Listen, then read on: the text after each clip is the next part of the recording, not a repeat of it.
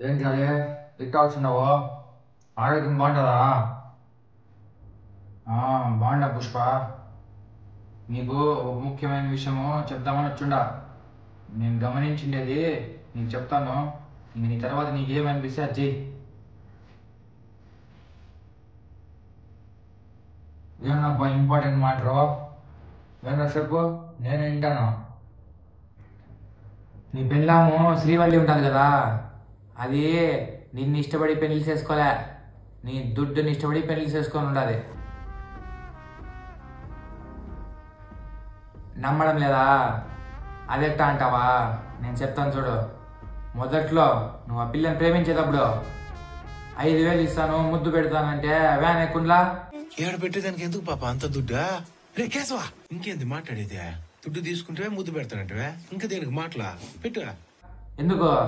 దుడ్డు కోసం సరే అది పక్కన పెట్టు ఆ తర్వాత నేను ఒక రోజు రాత్రి వాళ్ళ ఆయన ఎత్తకు పోయి నాతో గడపాలని అడిగినప్పుడు అర్ధరాత్రి వచ్చి నీ డోర్ కొట్టుండ్లా అన్నాయన్ని ఆల్రెడీ చంపేస్తాను అంటున్నాడు నేను ఈ రాత్రికి ఆయన దగ్గర పోతే అన్నాయన్ని ఇరిసేస్తాడంట సింగారించుకొని వచ్చున్నావు కదా వాడికే ఏడదేనికి వచ్చినావు మరి ఎందుకు నా మీద భయంతో నీ మీద ప్రేమతో కాదు సరే అది ఇడిసి మీ ఇద్దరికి మొదటి తూరి పెళ్లి కుదిరినప్పుడు మీ అన్న వచ్చిండడుగా వచ్చి నీకు ఇంటి పేరు లేదని రొచ్చరచ్చ చేసినప్పుడు ఒక్క మాట అయినా మాట్లాడున్నదా మా ఇంటి పేరు వాడుకొని వదులుతా అంటాడు వాళ్ళమ్మ ఇంటి పేరు లేదని ఎట్లు ఇస్తామన్నప్పుడు ఏం సాకేది పెళ్ళంటే ఆకు ఒక్క మార్చుకునేది అనుకుంటాడారా ఆడపిల్లనిచ్చేది ఇంటి పేరు మారడానికే కదా అయినా నా కూతుర్ని అటెండెంట్ కి పంపేదే లేదు ఏమే ఒక్క మాట అయినా ప్రేమిస్తానని చెప్పొచ్చు కదా ఆహా చెప్పలే ఆ తర్వాత నువ్వు సిండికేట్ ప్రెసిడెంట్ అయి ఉండవు కదా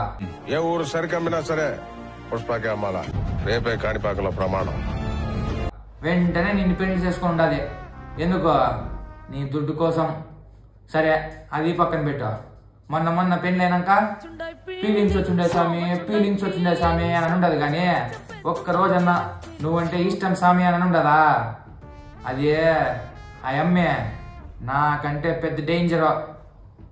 ఆ తర్వాత నువ్వేం చేస్తావో నీ ఇష్టము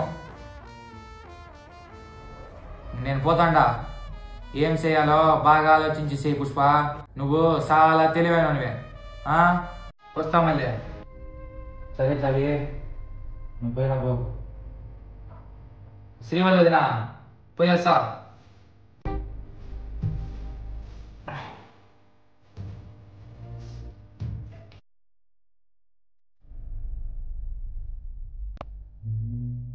ఫీలింగ్స్ వచ్చిందా నీకు